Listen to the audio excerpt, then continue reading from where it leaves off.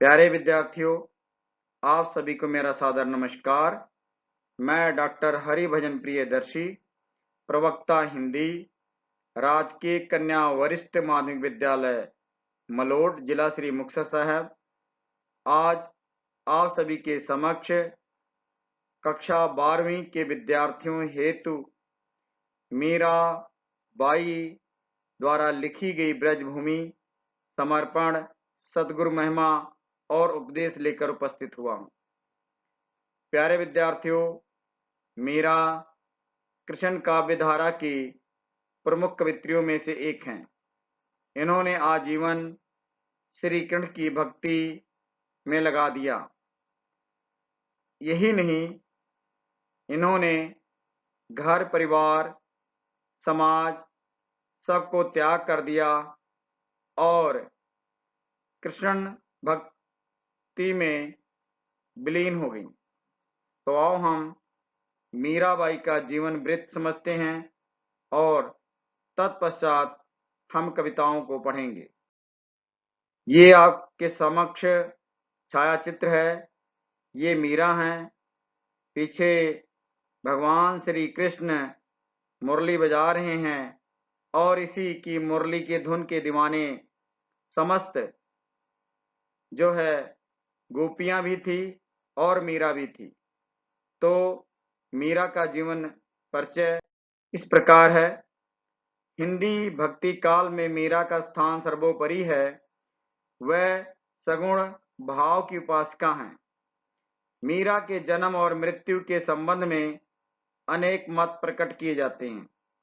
एक मत के अनुसार इनका जन्म सन 1498 ईस्वी में कुड़की या चौकड़ी गांव जोधपुर में हुआ था। इनके पिता का नाम राव रतन सिंह राठौर था। कहते हैं बचपन से ही मीरा को भगवान कृष्ण से प्रेम हो गया था। इनका विवाह 16 वर्ष की आयु में कुंवर भोजराज के साथ हुआ। कुछ समय के बाद भोजराज का देहांत हो गया। विधवा मीरा ने अपना सर्वस्व जीवन भगवान श्री कृष्ण की भक्ति में बिताया। लोक लाज छोड़कर संतों की सेवा करने लगी। राज परिवार के लोगों को यह ठीक ना लगा। अंत में राणा ने उन्हें विष देकर मार डालना चाहा, क्योंकि एक राज परिवार की वधू उस परिवार के बदनामी करा रही थी, ऐसा राजा का मानना था। तो इसलिए उन्होंने सोचा क्यों ना विष देकर ही मीरा की जीवन लीला ही समाप्त कर दी जाए। अंत में वह घर बार छोड़कर द्वारिका चली गई। सन 1573 ईस्वी में उनका देहांत हो गया। मीराबाई ने गुजराती, ब्रज, राजस्थानी में पद रचना की है। इन पदों में संगीत की पूरी मधुरता है। भावों की गंभीरता, गीता, पीड़ा एवं वेदना इनके पदों की विशेषता है। इन्होंने बहुत सारी रचनाएं लिखी हैं प्यारे बच्चों, लेकिन जो प्रमुख रचनाएं हैं उनकी वह इस प्रकार हैं।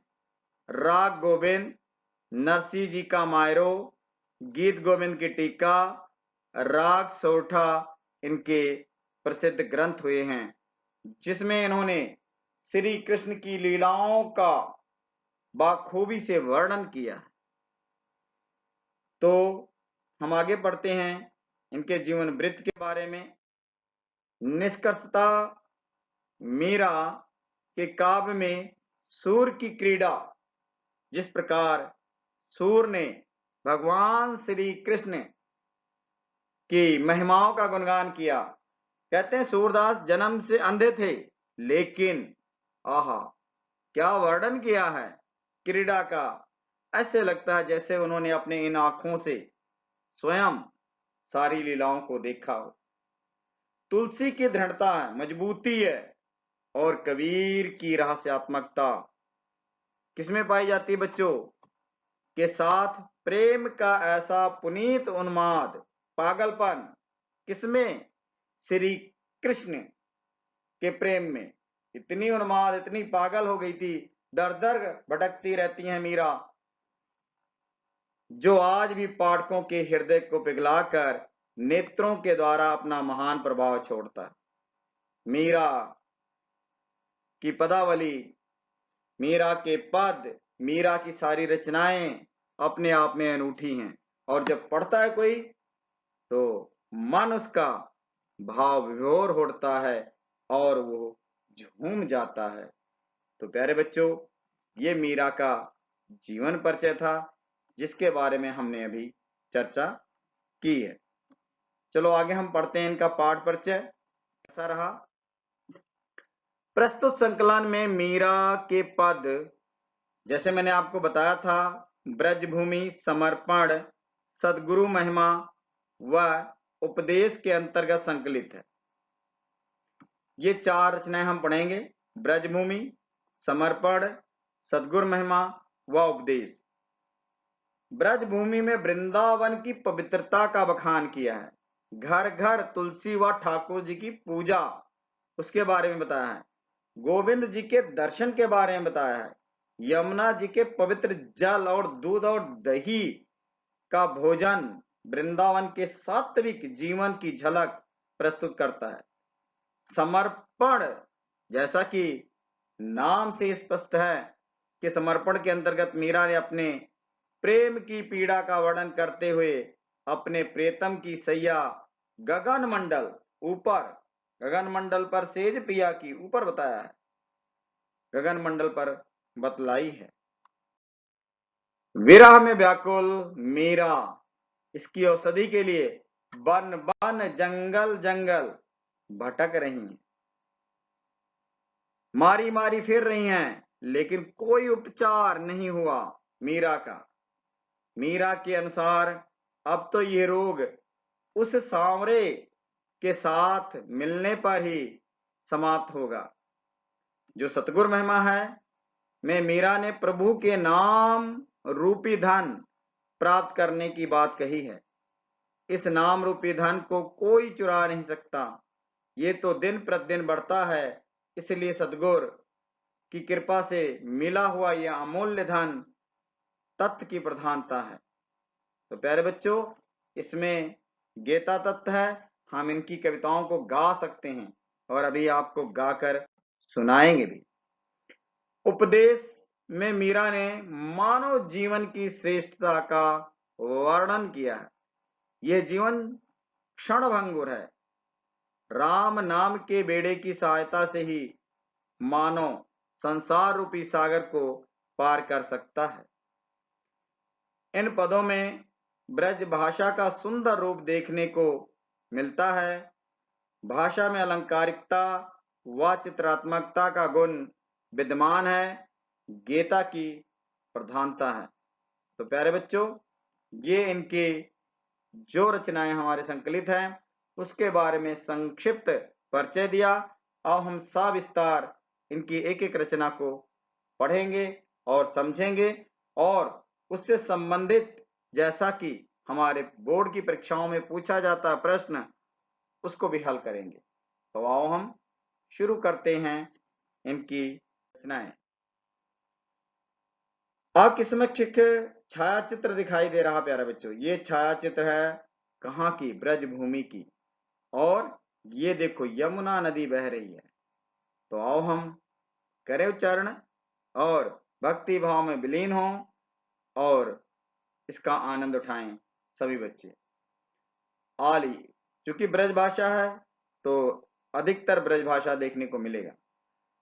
आली माने लागे वृंदावननी को, घर घर तुलसी ठाकुर पूजा, दर्शन गोविंद जी को, निर्मल नीर बहत जमुना में, भोजन दूध दही को, रतन सिंहासन आप बिराजे, मुकुट धरो तुलसी को, रतन सिंहासन आप विराजे, मुकुट धरो तुलसी को। अरे कुंजन कुंजन फिरत राधिका, कुंजन कुंजन फिरत राधिका, शबद सुनत मुरली को, शबद सुनत मुरली को। मीरा के प्रभु गिरधर नागर, भजन बिना नर फीको, भजन बिना नर फीको। मीराबाई की अब हम व्याख्या करते हैं, तभी आपको प्रश्न समझ में आएगा। आली का मतलब होता है प्यारे बच्चों, देखो शब्दार्थ भी मैंने लिखा है सखी। माने मुझे, लागे लगना, वृंदावन वृंदावन, नीको अच्छा।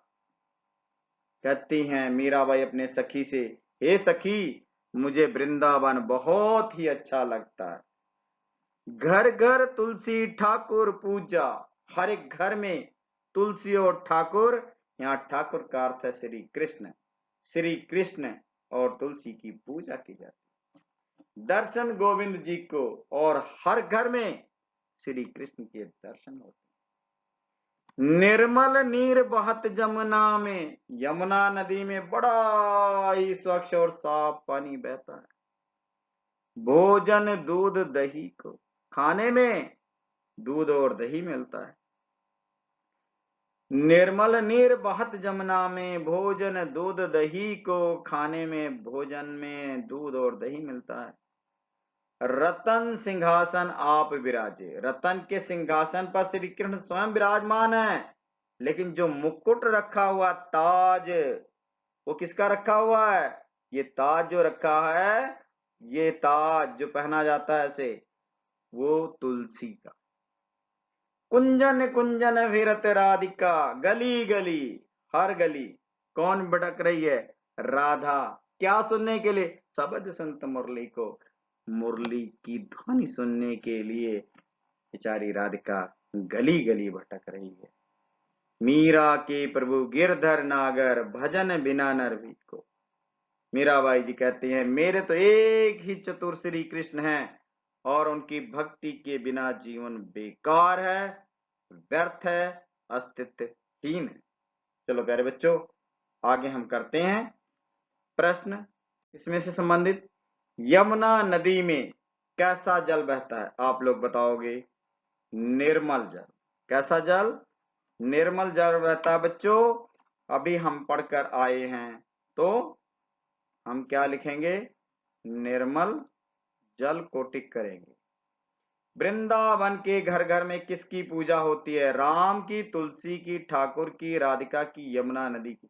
घर घर तुलसी ठाकुर पूजा, याद करो अभी पढ़कर आए हैं, तो खा उत्तर, तुलसी और ठाकुर की पूजा होती है। प्यारे बच्चों, तुलसी और ठाकुर की पूजा होती है। उपरोक्त पद्यांश में आप शब्द का क्या अर्थ है? तो प्यारे बच्चों, जो आप शब्द का अर्थ है वो क्या है? श्री कृष्ण। तो हमारा उत्तर क्या होगा? श्री कृष्ण का। कौन सा होगा? का होगा। उपरोक्त पद्यांश के आधार पर रचनाकार का नाम लिखें। तो कौन है? अभी पढ़कर आ रहे हैं। कौन किसकी रचना पढ़ रहे हैं? खा, मीराबाई की। इसकी? मीराबाई की रचना पढ़ रहे हैं। ठीक है, तो समझ आ गया। तो इस प्रकार से प्रश्न पेपर में आएंगे और हम सब हल करेंगे। चलो आगे चलते हैं। मीरा के प्रभु गिरधर नागर कौन है? राम है, शिव हैं, या श्री कृष्ण हैं, या ब्रह्मा है? तुम्हारा उत्तर आएगा खा। कौन है? श्री कृष्ण है। ब्रज भूमि में मीरा को वृंदावन अच्छा लगता है क्योंकि यहाँ वैद मिलते हैं, सतगुरु मिलते हैं, साधु संत मिलते हैं। यहाँ पर घर घर किसकी पूजा होती है? ठाकुर की, इसलिए अच्छा लगता है। मीरा के अनुसार नर जन्म किसके बिना फीका है? दूध बिना, भोजन बिना, भजन बिना, या तुलसी बिना? तो भजन बिना नर फीको, हमारा उत्तर हुआ गा। समझ रहे हो? ब्रज भूमि के अनुसार ब्रज भूमि में किसकी पूजा होती है? सभी को पता है। किसकी? संतों की, वैद की, गा, तुलसी और ठाकुर की। समझ आ गए? अगर आपने व्याख्या अच्छी तरह से समझा है तो प्रश्न अपने आप हल होते आएंगे। अब हम करते हैं समर्पण। मीराबाई द्वारा लिखी गई रचना है दूसरी, वो है समर्पण। तो आओ हम पढ़ते हैं समर्पण। हेरी मैं तो प्रेम दीवानी, मेरो दर्द न जाने कोई। हेरी मैं तो प्रेम दीवानी, मेरो दर्द न जाने कोई। ये बेटा राजस्थानी है। घायल की गति घायल जाने, की जिन लाई होय। जौहर की गति जौहर जाने, की जिन जौहर होय। सूली ऊपर सेज हमारी, किस बिद सोना होय। सूली ऊपर सेज हमारी, किस बिद सोना होय। गगन मंडल पे सेज पिया की, किस बिद मिलना हो। हेरी मैं तो प्रेम दीवानी, मेरा दर्द न जाने कोई। हेरी मैं तो प्रेम दीवान, मेरा दर्द न जाने कोई। दर्द की मारी बन बन डोलूं। दर्द की मारी बन बन डोलूं, वैद मिला नहीं कोई। मीरा की प्रभु पीर मिटेगी, जब वैद संवलिया हो। जब वैद संवलिया हो। क्या पंक्ति लिखी मीराबाई। मीराबाई कहती हेरी मैं तो प्रेम दीवानी, मैं तो श्री कृष्ण के प्रेम की दीवानी हूं, और मेरा दर्द कोई व्यक्ति नहीं जानता। कैसे नहीं जानता? उदाहरण बताती हैं। घायल की गति घायल जाने, अगर कोई व्यक्ति घायल है, जख्मी है, वही घायल व्यक्ति के अवस्था को जान सकता है। उदाहरण देती, जौहर की गति जौहर जाने। जौहर सोना, सोने की अवस्था को कौन जान सकता है? सही जौहरी सुनार बता सकता है कि ये सोना खरा है या खोटा। कि जिन जौहर हो, या जिसने सोने को खरीदा है। सूली ऊपर सेज हमारी, कांटों के ऊपर सूली चुभी है, उसके ऊपर हमारी सेज है। अब बताओ, अगर सूली के ऊपर, कांटों के ऊपर हमारी सेज हो तो मुझे नींद आएगी? आपको नींद आएगी? किसी को नहीं आएगी। तो मेरा भाई ये कहते हैं, सूली ऊपर सेज हमारी, किस विध सोना होय। कैसे सोना? नहीं सोना, सोना सोना। नींद नहीं आएगी भाई, कांटों के ऊपर हो, सूली के ऊपर हो। सूली चुभती है ना, जो लोहे की बनाई जाती है, कांटेदार, बिल्कुल ऐसे चुभ जाती है। गगन मंडल पे सेज पिया की। अब श्री कृष्ण कहाँ है? ऊपर स्वर्ग में, ये यहाँ पृथ्वी पर। कैसे? स्वर्ग और पृथ्वी का मिलन कैसे संभव है? या आकाश और पृथ्वी कहाँ मिलते? नहीं मिलते।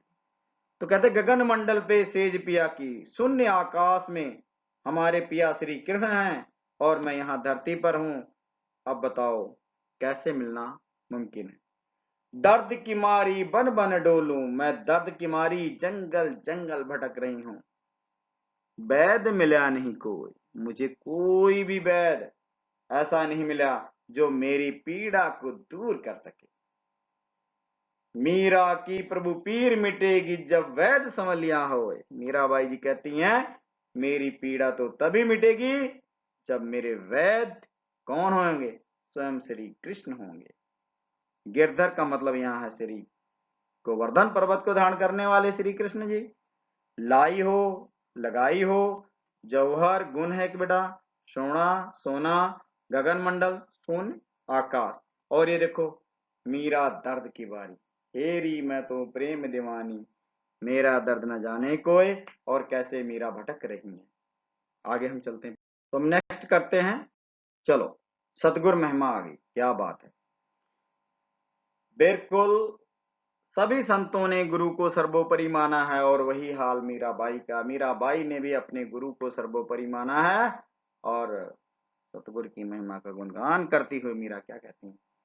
पायो जी मैंने राम रतन धन पायो, पायो जी मैंने राम रतन धन पायो।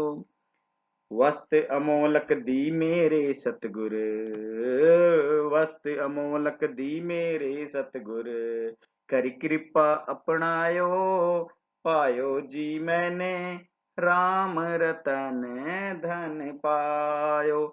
जन्म जन्म की पूंजी पाई जग में सबे खवायो, जन्म जन्म की पूंजी पाई जग में सबे खुआयो। खर्चे नहीं कोई, खर्चे नहीं कोई चोर न लेवे, दिन दिन बढ़त सवायो, पायो जी मैंने राम रतन धन पायो, पायो जी मैंने राम रतन धन पायो। सत की नाव खेवटिया सतगुरु भव सागर तर आयो, सत की नाव खेवटिया सतगुरु भव सागर तर आयो।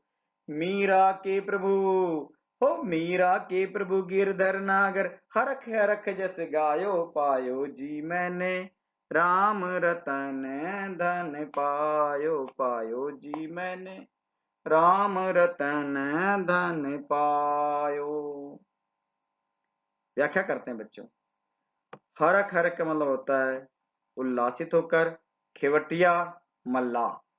मीराबाई कहते हैं सतगुरु की कृपा से मुझे राम नाम रूपी धन मिल गया और वस्त मोलक दी मेरे सतगुरु ने, मेरे सतगुरु ने, सदगुरु ने ये जो वस्तु दी है बड़ी ही अमूल्य है, जिसका कोई मोल नहीं, और उनकी कृपा मानकर मैंने इसको अपना लिया। जन्म जन्म की पूंजी पाई, जन्म जन्मांतर की ये पूंजी मुझे मिली है और इस संसार में सब कुछ गंवाने के बाद मुझे ये राम नाम रूपी पूंजी मिली है। कहते हैं इस राम नाम रूपी धन को चोर आ जाए चुरा नहीं सकता, जितना मर्जी खर्च लो खर्च नहीं होगा, दिन दिन बढ़त सवायो। बल्कि ये राम नाम की पूंजी, राम नाम रूपी जो धन है वो 1.25 गुना दिन प्रतिदिन बढ़ता जाएगा, ऐसा मीराबाई कहती है। सत की नाव खेवटिया सतगुरु कहती हैं सत्य की नाव बनाओ, सत्य की नाव बनाओ और उसको चलाने वाला कौन हो, खेने वाला कौन हो, स्वयं सतगुरु हो। तो व्यक्ति भव सागर तर आओ, तो वो व्यक्ति इस संसार रूपी सागर से पार उतर सकता है। मीरा के प्रभु गिरधर नागर हरख हरख जस का हो। मीराबाई जी कहते मेरे तो एक ही चतुर श्री कृष्ण हैं और उनकी मैं बड़े उल्लासित होकर प्रसन्न मुदित से उनके यशों का गुणगान करती हूँ। आगे चलते हैं प्यारे बच्चों। पायो जी मैंने राम रतन धन पायो पद मीराबाई के किस उपखंड से लिया गया है? तो हमें सभी को पता है, अभी हम करके आए हैं सतगुरु महिमा। खा उत्तर होगा, कौन सा होगा? खा प्यारे बच्चों। मीरा को क्या अमोलक वस्तु मिली है? सतगुरु की कृपा से मीरा को कौन सी अमोलक वस्तु मिली है प्यारे बच्चों? राम नाम। उत्तर कौन सा है? गा। ठीक उसी प्रकार मीराबाई के अनुसार हम किसके नाम से संसार रूपी सागर पार हो सकते हैं? राम नाम के बेड़े से। किसके बेड़े से? राम नाम के बेड़े से हम पार हो सकते हैं। तो प्यारे बच्चों इस प्रकार इसका उत्तर होगा खा। चौथा प्रश्न है, चतुर्थ। मीराबाई के अनुसार खेवटिया का क्या अर्थ है? खेवटिया क्या अर्थ है बेटा? नाविक या खेवनहार, मल्लाह जिसे हम कहते हैं। इस प्रकार हम अलग अलग प्रश्न उत्तर को कर लिए। अब हम आगे चलते हैं। चलो प्यारे विद्यार्थियों, उपदेश के अंतर्गत मीराबाई सभी मनुष्य के जन्म के बारे में उपदेश देती हैं। आओ हम पढ़ते हैं। नहीं ऐसो जन्म बारंबार, का जानू कछ पुण्य प्रगटे मनुष्य अवतार। का जानू कछ पुण्य प्रगटे मनुष्य अवतार। बढ़त छिन छिन घटत पल पल, जात न लागे बार। वृक्ष के ज्यों पात टूटे, बहुरी न लागे डार। भवसागर अति जोर कहिए, अनंत उंडी धार। राम नाम का बांध बेड़ा, उतर परले पार। ज्ञान चौसर मंडी चौहटे, सुरत पासा सार। यह दुनिया में रची बाजी, जीत भावे हार। साधु संत महंत ज्ञानी, चलत करत पुकार। दासी मीरा लाल गिरधर, जीवड़ा दिन चार। दासी मीरा लाल गिरधर, जीवड़ा दिन चार। नहीं ऐसो जन्म बारंबार। मीराबाई कहती हैं कि ऐसा जन्म बार बार मिलने वाला नहीं। ना जाने पिछले जन्म में कौन सा पुण्य कर्म किया था जो मनुष्य का अवतार मिला। बढ़त छिन छिन, जैसे जैसे बढ़ता जा रहा है वैसे वैसे आयु घटती जा रही। वृक्ष के ज्यों पात टूटे, जिस प्रकार ऊपर वृक्ष से एक पत्ता टूट जाए दोबारा डाल पर कभी नहीं लगता, ठीक उसी प्रकार ये मनुष्य जन्म दोबारा मिलने वाला नहीं। भव सागर अति जोर कहिए, अनंत उंडी धार। जो संसार रूपी सागर है ना, वो बहुत गहरी है, उंडी धार, और इसकी धार जो है बड़ी तेज बह रही है। और उसमें से अगर उस पार जाना है तो राम नाम का बेड़ा, राम नाम की नौका के सहारे हम दूसरी पार जा सकते हैं संसार रूपी सागर से। ज्ञान चौसर मंडी चौहटे, सुरत पासा सार। कहते हैं चारों तरफ चौपड़ की बाजी बिछी हुई है, चौसर की गोटी बिछे हुए है, लेकिन जो परमात्मा पर ध्यान लगाएगा, सूरत का मतलब होता है इसे ध्यान करना बेटा, ध्यान रूपी पासा के सहारे ही आदमी, या परमात्मा की स्मृति के सहारे ही आदमी इस संसार रूपी सागर से पार उतर सकता है। या दुनिया में रची बाजी, जीत भावे हार। दुनिया में इसी प्रकार एक बाजी रची गई है, चाहे कोई जीते चाहे कोई हारे। साधु संत महंत ज्ञानी, चलत करत पुकार। सभी साधु संत महंत ज्ञानी एक ही बात कहते हैं। क्या कहते हुए चलते हैं? दासी मीरा लाल गिरधर, जीवड़ा दिन चार। केवल 4 दिन ही जीना है, 4 दिन की चांदनी फिर अंधेरी रात, ये ऐसा कहा ही जाता है। तो चलो प्यारे बच्चों, हम इससे संबंधित प्रश्न भी देख लेते हैं। प्यारे बच्चों, अब हम प्रश्न उत्तर करते हैं। उपरोक्त पद्यांश के रचनाकार का नाम लिखो।